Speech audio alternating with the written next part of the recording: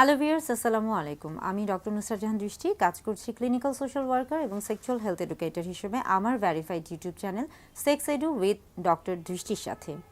আজকে যে বিষয়টি নিয়ে কথা বলবো সেটি হলো পুরুষদের একটি সমস্যা এবং অনেক পুরুষই এ বিষয়ে জানতে চান। বিষয়টি হচ্ছে যে একজন পুরুষ কিভাবে তার পুরুষ লিঙ্গ বা যৌনাঙ্গ সুরক্ষিত রাখতে পারে, অর্থাৎ তার পুরুষ লিঙ্গের সুস্বাস্থ্য বজায় রাখতে তাকে কি কি পদক্ষেপ নিতে হতে পারে, এই বিষয়টি নিয়ে মূলত আজকের ভিডিও বার্তা।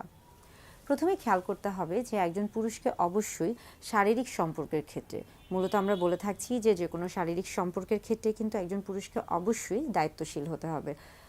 যদি স্বামী স্ত্রীর মধ্যে একটা শারীরিক সম্পর্কের মধ্যে তিনি যেতে চান এবং সেই ক্ষেত্রে যদি তার সিদ্ধান্ত গ্রহণ করে থাকেন যে তিনি সন্তান গ্রহণ করবেন, সেক্ষেত্রে অবশ্যই তাকে কিন্তু আমরা বলে থাকি যে সেই ক্ষেত্রে সে যদি সন্তান গ্রহণ করতে চান সেক্ষেত্রে জন্ম নিয়ন্ত্রণ পদ্ধতি গ্রহণ করার দরকার নেই। কিন্তু তিনি যদি মনে করেন যে তিনি স্বামী স্ত্রী তারা শারীরিক সম্পর্কে যাচ্ছেন এবং তারা এই মুহূর্তে সন্তান গ্রহণ করবেন না, সেই ক্ষেত্রে অবশ্যই কিন্তু তাকে জন্ম নিয়ন্ত্রণ পদ্ধতি ব্যবহার করতে হবে।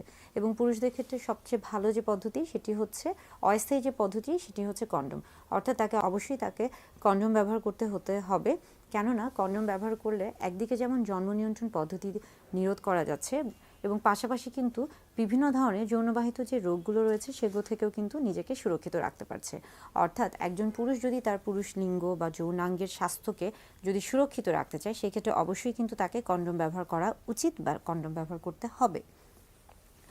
পাশাপাশি বলে থাকি যে পুরুষ লিঙ্গ বা যৌনাঙ্গকে অবশ্যই পরিষ্কার পরিচ্ছন্ন রাখতে হবে এবং সেই অঙ্গে পরিষ্কার পরিচ্ছন্নতা বজায় রাখা উচিত। তা না হলে দেখা যাবে যে বিভিন্ন ধরনের জীবাণুর সংক্রমণ হয়ে থাকবে, যেমন আমরা বলে থাকি যে ব্যাকটেরিয়া, ভাইরাস বা ছত্রাক জাতীয় বিভিন্ন ধরনের রোগ জীবাণুর সংক্রমণ হয়ে থাকবে এবং সেই ক্ষেত্রে কিন্তু অনেক সময় অনেক রকমের সমস্যা হতে পারে। পুরুষরা, বিশেষ করে পুরুষ লিঙ্গ বা যৌনাঙ্গের ক্ষেত্রে আমরা বলে থাকছি যে এটা যেহেতু আমরা শরীরের বাহিরের দিকে থাকছে এবং সবসময় কিন্তু ঢাকা থাকছে, যেহেতু আমরা বলে থাকি যে পুরুষ লিঙ্গের ক্ষেত্রে, যৌনাঙ্গের ক্ষেত্রে স্ক্রোটাম এবং পেনিস একটা ভাঁজযুক্ত স্থানে থাকে এবং একটার উপর আরেকটা লেগে থাকে, অর্থাৎ সেখানে কিন্তু ঘাম হওয়ার সম্ভাবনা অনেক বেশি থাকে। সেজন্য আমরা সবসময় বলছি যে সেই জায়গাটাকে অবশ্যই পরিষ্কার পরিচ্ছন্ন রাখতে হবে, শুকনো রাখতে হবে, ভেজা রাখা যাবে না। ভেজা থাকলে কিন্তু ফাঙ্গাস জাতীয় জীবাণুর সংক্রমণটা বেড়ে যায়, অর্থাৎ ছত্রাকের সংক্রমণটা বেড়ে যেতে পারে।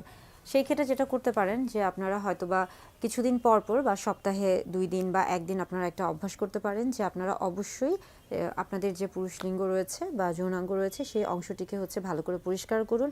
অনেকে হয়তোবা খেয়ালও করেন না বা দেখতেও চান না যে আসলে সেখানে কোনো পরিবর্তন আসছে কিনা বা কোনো সমস্যা হচ্ছে কিনা, সেই জায়গাটার কোনো নির্দিষ্ট কোনো সমস্যা হচ্ছে কিনা বা পরিবর্তন হচ্ছে কিনা। অথচ প্রত্যেকেরই উচিত অন্তত আয়নাতে তাদের যে জননাঙ্গ রয়েছে বা যৌনাঙ্গ রয়েছে সেই অংশ বা অঙ্গগুলোকে অন্তত সপ্তাহে একবার হলেও সেগুলোকে ভালোভাবে দেখার। কেননা আমাদের শরীরের যে যৌনাঙ্গগুলো রয়েছে সেগুলো কিন্তু আসলে খুব সহজে দেখা যায় না। তো সেই ক্ষেত্রে যদি আপনি আয়নার সহযোগিতা নিয়ে থাকেন তাহলে খুব সহজেই কিন্তু আপনি বুঝতে পারবেন এবং দেখতে পারবেন যে সেখানে কোনো রকমের পরিবর্তন এসেছে কিনা বা কোনো রকমের সমস্যা হয়েছে কিনা। আরেকটি গুরুত্বপূর্ণ বিষয় পুরুষ লিঙ্গ বা যৌনাঙ্গকে সুরক্ষিত রাখতে গেলে অবশ্যই ভ্যাকসিন বা টিকার অনেক ভূমিকা রয়েছে। অনেকে মনে করতে পারেন যে আসলে পুরুষ লিঙ্গকে সুরক্ষিত রাখতে গেলে আসলে ভ্যাকসিনের কি প্রয়োজন। কিছু কিছু রোগ জীবাণু রয়েছে, যেমন আমরা বলে থাকি যে যেগুলো ভাইরাস দ্বারা সংক্রমণ হয়ে থাকে, যেমন ধরুন যে HPV অর্থাৎ হিউম্যান প্যাপিলোমা ভাইরাস, সেই ক্ষেত্রে দেখা যাচ্ছে যে জেনিটাল ওয়ার্ট হয়ে থাকে। সেই জন্য কিন্তু অবশ্যই ভ্যাকসিন খুব ভালো কাজ করে থাকে এবং পাশাপাশি পরিষ্কার পরিচ্ছন্নতা তো অবশ্যই মেনে চলতে হবে এবং কন্ডোম অবশ্যই ব্যবহার করতে হবে। এর পাশাপাশি আসছি যে অনেক সময় দেখা যায় যে পুরুষদের ক্ষেত্রে যারা মূলত বিভিন্ন ধরনের আমরা বলে থাকি যে ভারী কাজ করে থাকেন কিংবা এমন কাজ, যেমন ধরুন খেলোয়াড়দের ক্ষেত্রে কিংবা যারা ভারী কাজ বা খেলোয়াড় কিংবা যারা সাইকেল চালাচ্ছেন, এই ধরনের কাজ যারা করছেন তাদের ক্ষেত্রে অনেক সময় কিন্তু পুরুষদের যে পুরুষ লিঙ্গ রয়েছে সেখানে আঘাতপ্রাপ্ত হওয়ার একটা সম্ভাবনা থাকে। সেই ক্ষেত্রে অবশ্যই তাদেরকে সতর্কতা বজায় রাখতে হবে। বিশেষ করে সাইকেলে যারা ব্যবহার করছেন বা যারা সাইকেল চালাচ্ছেন তাদের ক্ষেত্রে খেয়াল করতে হবে যে তারা যে আসনটিতে বসছেন সেটা যেন তাদের জন্য আরামদায়ক হয়ে থাকে। সেটা যেন এমন না হয়ে থাকে যে তার পুরুষ লিঙ্গে অন্ডকোষে চাপ পড়ছে এবং পরবর্তীতে এটা থেকে তিনি কোনো সমস্যায় ভুগে থাকেন। পাশাপাশি আরেকটা গুরুত্বপূর্ণ বিষয় যে অনেকে যৌন শক্তিবর্ধক বিভিন্ন রকমের ওষুধ বা প্রসাধনী গ্রহণ করে থাকেন কোনো রকম চিকিৎসকের নিয়ম বা পরামর্শ ছাড়াই। সেটা কিন্তু কখনোই করা যাবে না। এবং অনেক ক্ষেত্রে যারা মূলত খেলোয়াড় রয়েছেন, অ্যাথলেট রয়েছেন, তাদের ক্ষেত্রে দেখা যায় যে তারা আসলে অনেক ক্ষেত্রেই কোনো রকম নির্দেশনা না ছাড়াই, চিকিৎসকের পরামর্শ ছাড়াই স্টেরয়েড জাতীয় ওষুধ গ্রহণ করছেন। এবং এই ক্ষেত্রে দেখা যাচ্ছে যে একটা পর্যায়ে গিয়ে কিন্তু তার যে আমরা বলে থাকি যে তার যে হরমোন রয়েছে সেটা তো একটা সমস্যা তো হতেই পারে, এবং পাশাপাশি পুরুষ লিঙ্গ অনেক সময় চুপসে যেতে পারে, অনেক সময় কিন্তু সেখানে শুক্রাণুর পরিমাণও কমে যেতে পারে, অর্থাৎ শুক্রাণুর যে উৎপাদনটা সেটা কিন্তু বিঘ্ন হতে পারে। একটা পর্যায়ে কিন্তু দেখা যেতে পারে যে তার মধ্যে বন্ধ্যাত্ব দেখা দিচ্ছে। অর্থাৎ স্টেরয়েড জাতীয় এই ধরনের যে ওষুধগুলো রয়েছে সেটা কিন্তু চিকিৎসকের পরামর্শ ছাড়া কখনোই গ্রহণ করা উচিত না। এবং এই ক্ষেত্রে কিন্তু অনেক সময় পুরুষদের ক্ষেত্রে স্তন বড় হয়ে যেতে পারে।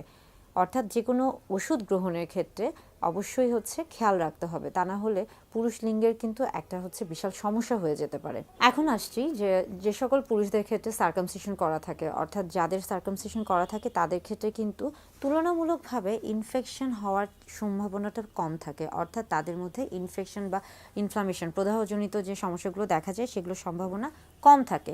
কিন্তু যাদের আসলে সার্কামসিশন করা থাকে না তাদের ক্ষেত্রে যেটা হয় যে আমরা বলে থাকি যে তাদের ফোর স্কিন, অর্থাৎ তাদের পুরুষ লিঙ্গ বা পেনিসের সামনের দিকে অগ্রভাগে যে একটা গোলাকৃতির যে অংশ বা চামড়াটা থেকে থাকে এবং সেখানে একটা ভাঁজের মতো থাকে, এবং সেই জায়গায় কিন্তু অনেক সময় দেখা যাচ্ছে যে সেখানে মৃত কোষ জন্মে যায় কিংবা বিভিন্ন ধরনের তেল নিঃসরণ হয়ে থাকে এবং ময়লাও জমে থাকে। তো সেই জায়গাগুলো যদি সঠিকভাবে পরিষ্কার করা না হয়ে থাকে সেখান থেকেও কিন্তু বিভিন্ন রকমের সমস্যা হতে পারে। অর্থাৎ যাদের সার্কামসিশন করা আছে তারা তো অবশ্যই সঠিকভাবে পরিষ্কার করবেন, কিন্তু যাদের সার্কামসিশন করা নেই তাদেরকে কিন্তু তাদের পুরুষ লিঙ্গের সুস্বাস্থ্য বজায় রাখতে অবশ্যই তাদেরকে নিয়মিত পুরুষ লিঙ্গ পরিষ্কার রাখতে হবে।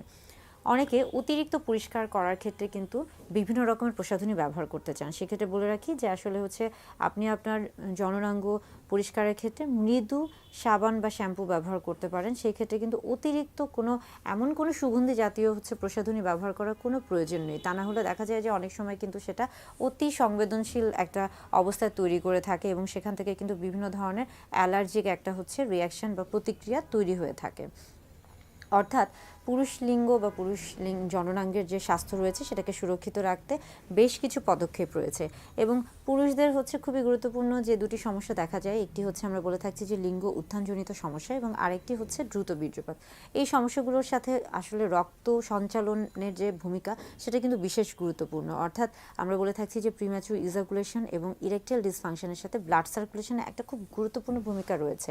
সেই ক্ষেত্রে অবশ্যই আপনি আপনার স্বাস্থ্যকে সুরক্ষিত রাখতে এবং আপনি আপনার পুরুষ লিঙ্গ বা জননাঙ্গ সেগুলোকে সুরক্ষিত রাখতে, বা আপনি যদি চান যে আপনার যৌন জীবনে যেন কোনো বিরূপ প্রতিক্রিয়া না হয়, সেই ক্ষেত্রে অবশ্যই কিন্তু আপনাকে প্রতিনিয়ত বা প্রতিদিন চেষ্টা করতে হবে নিয়মিত অন্তত 30 মিনিট হাঁটা বা একটা হালকা কোনো ব্যায়াম করা। এটা কিন্তু অবশ্যই আপনার একদিকে যেমন আপনার স্বাস্থ্যকে ভালো রাখবে, অন্যদিকে কিন্তু আপনার যৌন স্বাস্থ্যকেও ভালো রাখবে। অর্থাৎ হাঁটা বা যে কোনো ধরনের ব্যায়াম অন্তত 30 মিনিট দৈনিক, এটা খুবই কার্যকর ভূমিকা পালন করে। আপনি চাইলেই আপনার স্বাস্থ্যকে সুরক্ষিত রাখতে পারেন, এবং সেই ক্ষেত্রে যদি সেটা হয়ে থাকে যে আপনার যৌনাঙ্গ বা জননাঙ্গ সেগুলো সুরক্ষিত রাখা কিন্তু আপনারই দায়িত্ব, এবং এই কাজগুলো কিন্তু আপনি খুব সহজেই করতে পারেন। খুবই ছোট ছোট পদক্ষেপ নিলে আপনার এই কাজগুলো আপনার জীবনকে এবং আপনার যৌন জীবনকে খুব ভালো রাখবে, সুস্থ রাখবে। তাই আমার মনে হয় যে প্রত্যেকটি পুরুষেরই আসলে এই নিয়মগুলো মেনে চলা উচিত।